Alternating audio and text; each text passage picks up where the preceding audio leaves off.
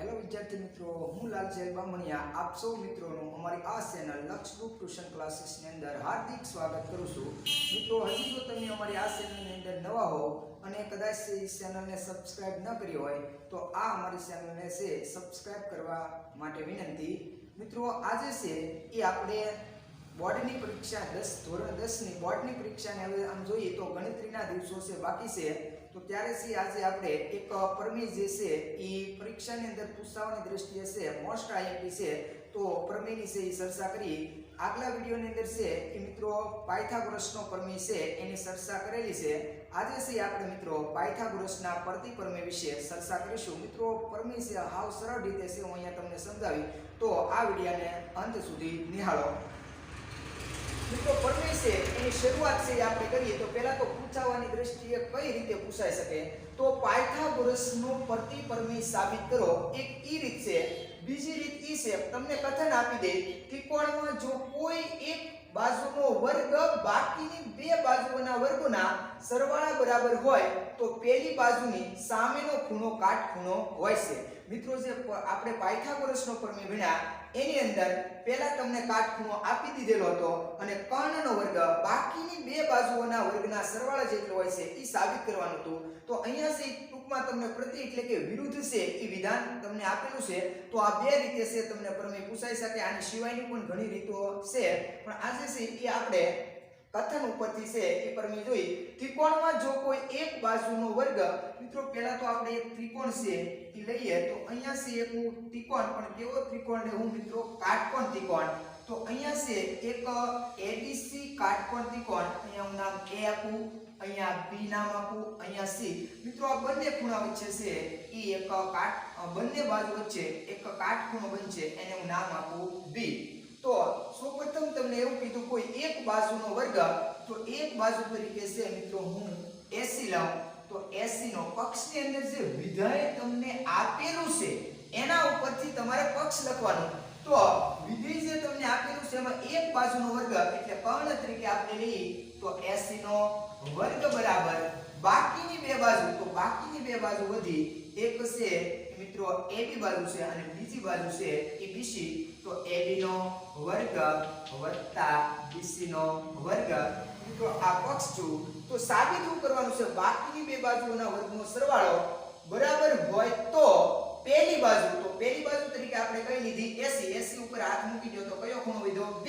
તો સામેનો ખૂણો કાટખૂણો કયો થાય મિત્રો? તો કે B.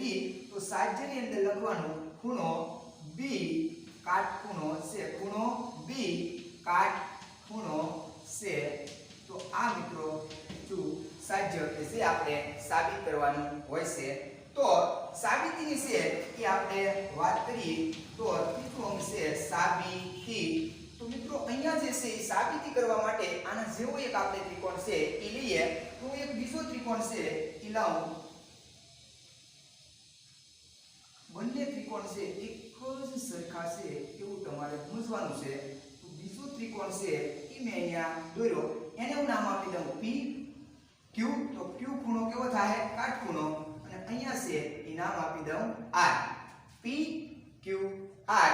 મિત્રો, અહીંયા જે બાજુ PQ છે તો એના જેવી બાજુ AB, અહીંયા જે બાજુ છે QR છે તો એના જેવી બાજુ તમારે BC લેવાની છે. મિત્રો, સાબિતીની વાત કરીએ તો ત્રિકોણ મેં PQR લીધો. ત્રિકોણ PQR માં Q ખૂણો કાટખૂણો છે, Q ખૂણો કાટખૂણો છે. મિત્રો, આપણે આ ત્રિકોણ સાબિત કરવો છે તો એના માટે હું એક બીજો ત્રિકોણ લઉં છું. ત્રિકોણ PQR માં Q કાટખૂણો છે. તો મિત્રો, એની અંદર આપણે જોઈએ તો PQ જે બાજુ છે એના જેવી બાજુ કઈ આવશે? તો કે AB. તો PQ ની જગ્યાએ છે તમે કઈ બાજુ લખી શકો? તો કે AB. બીજી બાજુ QR. તો QR બરાબર BC. QR બરાબર BC. મિત્રો જુઓ, તો એક લીટો મેં અહીંયા કર્યો, એક લીટો અહીંયા કર્યો, એટલે PQ જે છે એટલું AB છે અને QR છે એટલું કયું માપ છે? BC. તો આ ત્રિકોણ પરથી આપણે આ ત્રિકોણ છે એનો B ખૂણો કાટખૂણો સાબિત કરવા જઈ રહ્યા છીએ. તો આના માટે છે હું પાયથાગોરસના પ્રમેય મુજબ છે એ જોઈએ. તો ત્રિકોણ PQR માં ત્રિકોણ PQR માં Q કર્ણનો વર્ગ. કર્ણ કોણ બનશે? તો કે કર્ણ છે એ જે 90 નો ખૂણો હોય એની સામેની બાજુ. 90 નો ખૂણો કયો છે? તો કે Q. તો Q ની સામેની બાજુ કઈ છે? તો કે PR. તો હું લખું PR નો વર્ગ બરાબર PR નો વર્ગ બરાબર બાકીની બે બાજુ કઈ વધી? તો કે PQ અને QR. તો એ બેનો સરવાળો કરવાનો. તો કે PQ નો વર્ગ વત્તા QR નો વર્ગ. જો મિત્રો PR નો વર્ગ બરાબર PQ નો વર્ગ વત્તા QR નો વર્ગ. પણ મિત્રો PQ ની જગ્યાએ તમે શું લખી શકો? AB. PQ ની જગ્યાએ શું લખી શકો? AB. તો હું લખું PR નો વર્ગ બરાબર PQ છે ત્યાં હું લખી AB બાજુ. તો PQ બાજુનો વર્ગ છે તો AB નો વર્ગ વચ્ચે નિશાની વત્તા QR. તો QR ની જગ્યાએ હું લઈ શકાય PC. મેં અહીંયા પણ લખ્યું QR બરાબર PC. તો બે લીટા તો એના જેવી બાજુ છે એ કઈ આવશે? PC. તો વચ્ચે નિશાની વત્તા BC નો વર્ગ. તેથી મિત્રો અહીંયા આપણે જોઈએ તો PR નો વર્ગ બરાબર AB નો વર્ગ વત્તા BC નો વર્ગ. પણ AB નો વર્ગ વત્તા BC નો વર્ગ પરથી આપણે પક્ષ પરથી હું લખી શકશું કર્ણ એટલે કે AC નો વર્ગ.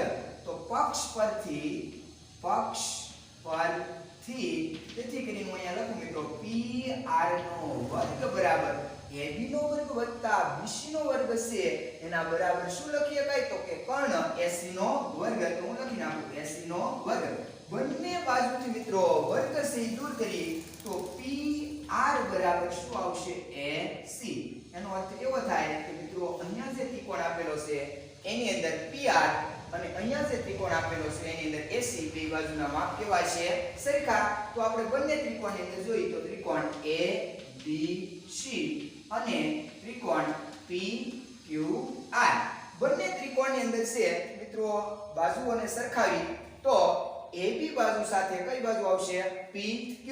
તો AB બરાબર PQ. ત્યારબાદ છે બીજી બાજુની વાત કરીએ તો BC બાજુ લાવ તો કઈ બાજુ આવશે? QR. તો BC બરાબર QR. અને ત્રીજી બાજુ જે આપણે હમણાં જોઈ PR. તો PR છે એ અહીંયા ત્રિકોણની કઈ બાજુ આવશે? AC. તો તેથી કરીને છે કે મિત્રો હું લખું AC બરાબર શું આવશે?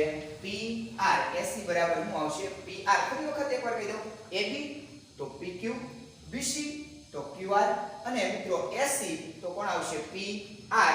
ત્રણે બાજુને મેં સરખામણી કરી તો મિત્રો ત્રણે બાજુ છે એ સરખી હોય તો આપણે ધોરણ 9 ની અંદર અને ચેપ્ટરની શરૂઆતની અંદર પણ જોઈ ગયા કે બાજુ અને બાજુ બા પરમી મુજબ છે એ આપણે લખીએ છીએ ત્રિકોણ ABC એક રૂપ એટલે બરાબર કરીને ઉપર પક્ષી જેવું અથવા તો અળસિયા જેવું કરવાનું અને ત્રિકોણ PQR કેવા છે? એકરૂપ.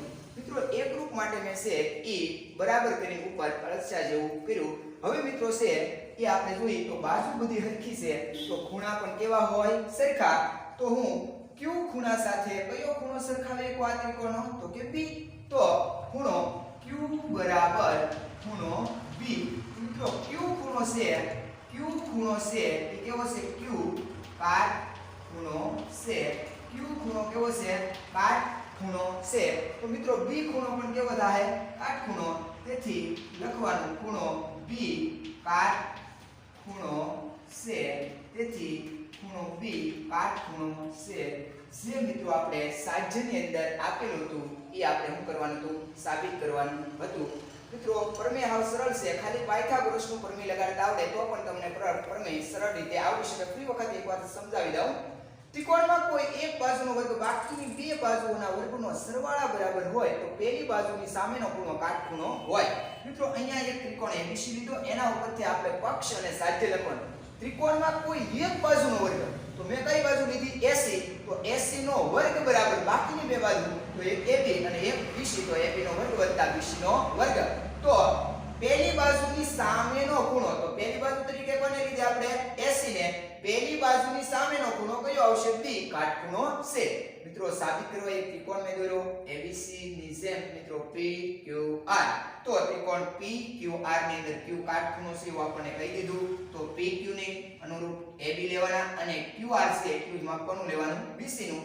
હવે આની અંદર પાયથાગોરસનો પ્રમેય વાપરીએ તો મિત્રો કર્ણ કોણ થાય pr નો વર્ગ બરાબર બાકીની બે બાજુ કે pq વત્તા qr નો વર્ગ તો pq જે બાજુ છે એટલું માપ કોનું છે તો કે ab તો pq ની જગ્યાએ મેં શું લીધું ab qr તો qr ની જગ્યાએ મેં શું લીધું bc અને ab નો વર્ગ વત્તા bc નો વર્ગ જે આપણે પક્ષની અંદર ભણી ગયા તો કે ac નો વર્ગ પક્ષ પરથી તો pr નો વર્ગ બરાબર ac નો વર્ગ વર્ગ વર્ગ ગયા તો pr બરાબર ac જો મિત્રો અહીંયા AC અને PR સરખો આવી ગયું તો બાકીની બે બાજુ તો બે ત્રિકોણની અંદર સરખી જ હતી અહીંયા પણ સરખાવી હતી તો ફરી વખત લખી નાખીએ AB બરાબર PQ BC બરાબર QR અને AC બરાબર શું આવી ગયું PR જે આપણે હમણાં સાબિત કર્યું તો મિત્રો ખૂણાને આપણે સરખાવી પણ ત્રિકોણ ABC અને ત્રિકોણ PQR કેવા છે એકરૂપ છે એટલે બરાબર કરી મેં અળસિયા જેવું લખ્યું તો મિત્રો P સાથે કયો ખૂણો આવશે Q તો B બરાબર અથવા તો Q બરાબર P Q ખૂણો કાટખૂણો છે તો B પણ કેવો આવશે કાટખૂણો મિત્રો આ પ્રમેય છે